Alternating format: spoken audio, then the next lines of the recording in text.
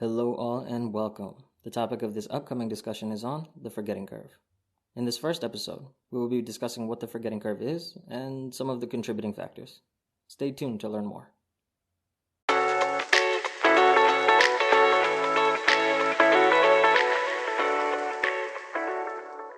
Hello, what's going on, everybody? This is Dario Minaya. I'm here with Amy, Paloma, and Lori from Minaya Learning Global Solutions, all of them in the role of instructional designer. Today, we wanted to talk about a certain topic that is definitely prevalent within the world of ID and development and e-learning and learning in general, which is the forgetting curve. So first of all, I just wanted to, if you guys want to say hello and reach out. Yeah, hi, everyone. It's so nice to be here. This is Paloma Tweet, Learning and Development Manager for Minaya Learning Global Solutions. Really excited about this conversation because the forgetting curve is real, and I think that this conversation will be really great in helping everyone understand how it applies to learning and development and how we can combat that when we're designing training so it's more effective and our audiences can retain the information much better. Hi, this is Amie Johnson, instructional designer with Minaya Learning. I agree. I think that this is a very relevant topic in the world that we're in right now. So the forgetting curve and how do we get our learners hooked and make sure that they remember what we're putting in front of them. Hi, everyone. This is Lori Melton. I'm an instructional designer with Minaya Learning, and I'm going to talk to you a little bit about what the forgetting curve actually is. The forgetting curve is a memory model. It was brought about by a German psychologist by the name of Hermann Ebbinghaus. He wanted to understand more about why we forget things and how we can prevent it, and he called it the forgetting curve. It's a curve that demonstrates visually how information is quickly forgotten over time. Roughly 65% in 1 hour, 66% in 24 hours, and 75% after 6 days, unless we go back and actually do something to retain that information. Yeah, and I mean, research also shows that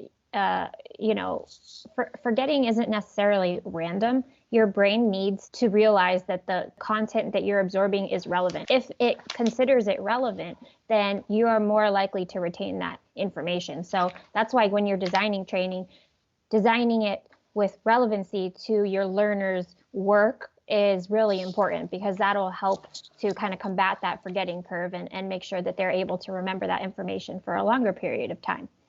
What is that necessarily pertaining to, that 65%? Is it the overall content? Is it superfluous content? Is it the meat and bones of it? What is that 65%? Because that's a staggering figure for the first hour of forgetting.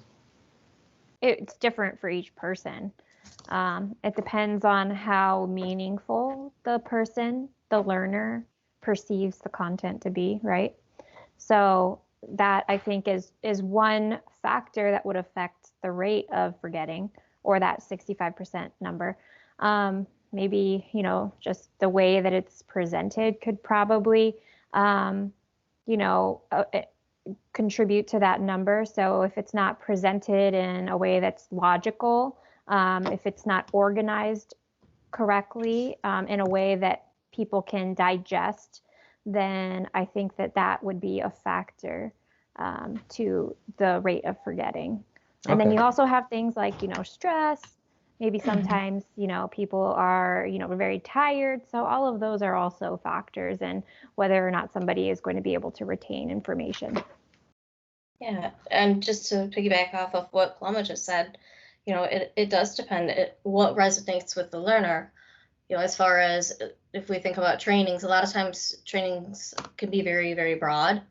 And instead of it, it might really need to be specified to a certain group within a corporation or within the learning, and instead they're trying to target everybody. So say this group over here doesn't feel like this has anything to do with their job. That 65% might, they might miss a majority of what the writer or what the developer thought was the most important part of it, while the other half of the learners, maybe it did resonate with them and they took away more from it.